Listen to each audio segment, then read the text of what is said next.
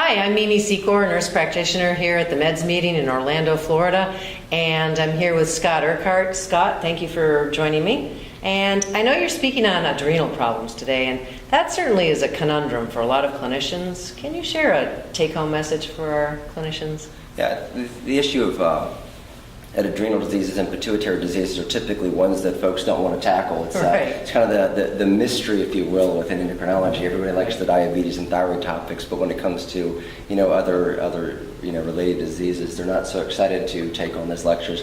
I have an appreciation for it, and now that once you've designed a program and designed a topic that you really spend a lot of time researching, you really kind of hold it as your own to make sure you're staying current.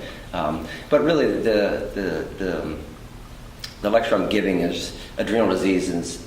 They're rare, but be aware. So even though they make up a small percentage of all endocrine-related diseases, there really are some things that we need to be careful with, and those are the ones that are most likely to have unfavorable outcomes of morbidity and mortality if the diagnosis is missed or the treatment is not carried through or it's inadequate treatment. Mm-hmm. So some of the big ones that we really like to focus on is one, adrenal insufficiency, because it is the one thing that can actually lead to an endocrine emergency with an Addisonian crisis, for example, and that is could be potentially life-threatening. So how do we make that diagnosis of adrenal insufficiency? Yeah, well, the one is to we probably don't have enough time to actually fully discuss it, but come to my lecture and I'll be happy to tell you how to do that. Right on. Come to the Meds meeting.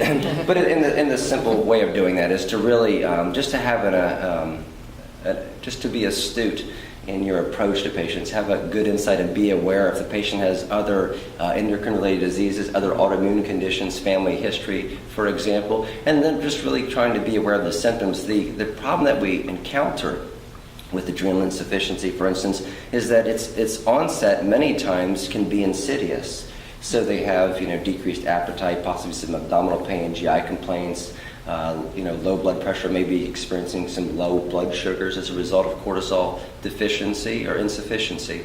And that may be missed, so you need to be aware and to screen appropriately. And now a lot of folks will come in saying they feel fatigued and they have adrenal insufficiency, and 80% of these are going to be autoimmune related.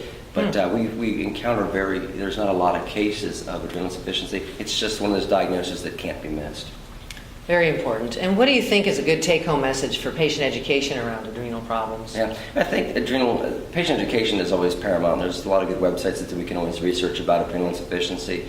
If a patient is interested in learning more about adrenal insufficiency, to really access a legitimate websites, Mayo Clinic, Cleveland Clinic, American Association of Clinical Endocrinologists are good ways of finding information, and to really just be aware of what the signs and symptoms are, just remembering that a lot of the symptoms can be vague, so they can be lost in other things. But I think the important thing to look at is certain risk factors that are highlighted on these good websites, and family history, but really autoimmune diseases, type 1 diabetes, lupus, Graves' disease, Hashimoto's thyroiditis would be risk factors. Any other autoimmune diseases can play a role into who's really at risk for developing. Well, thank you, Scott, for joining me today. I learned so much every time you speak. Well, thank you. Likewise.